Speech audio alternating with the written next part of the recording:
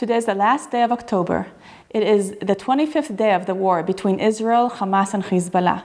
Let's look at some dramatic headlines we see here in the Hebrew newspapers today. Yediot Achronot says Mivtza Ori operation. We see her picture of Ori. She's a 19-year-old girl, soldier, that was rescued in a courageous and dangerous operation during the late night. She was rescued by the IDF and other Israeli security forces.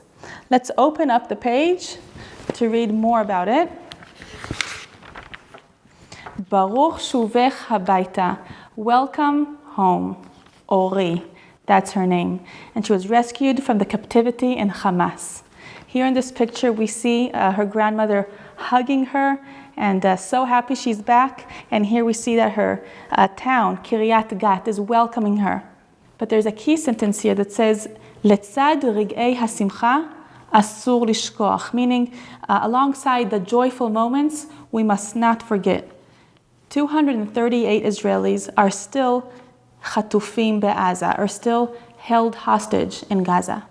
I'm turning the page to the next article, and it says there's another sign of life from captivity.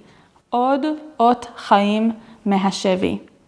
And yesterday was released a video of 3 women that are held hostage in Gaza, Yelena, Daniel, and Rimon, and they shared a sign of life that they're still alive, and they're asking Prime Minister Netanyahu to release them. The next headline reads, Shura shel azharot, a series of warnings, Shura shel mechdalim, a series of oversights and, you can say, failures. This article speaks about the series of warnings that the intelligence gave the political leaders, and another letter was supposed to be released 2 days after the horrendous attack, which is never going to be released anymore, explaining about how dangerous it is right now. And in the photos, it says Shiva be'October, October 7th, the date of the awful attack, Gvul Parutz. It is a broken border.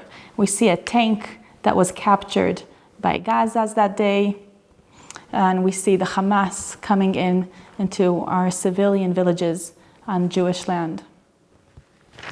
The next headline reads, Bepa'atei ha'ir Gaza, Gaza in Hebrew, in the outskirts of the city of Gaza. Gaza is the main city in the Gaza Strip.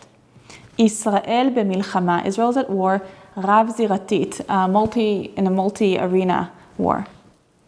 And it says after 2 days of invading Gaza quite slowly, the IDF was instructed to now speed up the ground operation. So many terrorists have died, and you see here tanks just coming in, and they're in the Gaza, on Gaza ground. Israel b'milchama, Israel is at war. Sho'atim kadima, literally translating into galloping forward. We see the daily segment here. Chatufim, hostages, and here's the yellow ribbon, which is the symbol right now of the hostages being held in Gaza. It's being used all across Israel. And here's a photograph of the 2 parents holding a large photograph of their son, Omer Shem Tov. He's 21-year-old, and he's held hostage in Gaza still. Let's look at the next article. This is a 2-pager about heroic stories about soldiers, especially this female soldier that really fought and protected many other soldiers in the war room on the base she served. Going to turn the page to the next one. Here we see the daily segment of the photographs of those who were murdered. On October 7th, these are new faces that we haven't seen before, out of the 1,400 people that were murdered on October 7th. We see here Alon, Rinat, Ido, and Nitzan. It reads, Israel b'milchama, Israel is at war. Hapanim shenizkor la'ad, the faces that we will remember forever. The next article is about racism in the hospital. It says, Lo mechusanim, they're not vaccinated, migiluyei gizanot, from the appearance of racism. And it's mainly about the Arab medical personnel in the hospitals that are taking care of Jewish patients. They're working around the clock, but some Jewish people are just having a hostile attitude towards them. They're asking that only a Jewish doctor or nurse will take care of them. And there are lots of אירועים בעייתיים, problematic incidents. The next headline is טרגדיית העובדים התאילנדים. Tragedia means tragedy of the Thai workers. 31 murdered, 20 still missing, and 15 bodies have been flown already into Thailand for burial. These are the numbers behind the attack on October 7th for the Thai community.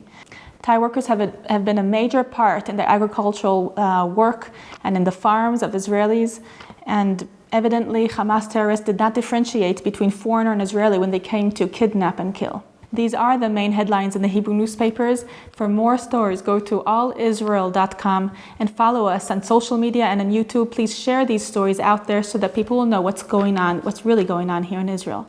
This is Rotem Magen for All Israel News.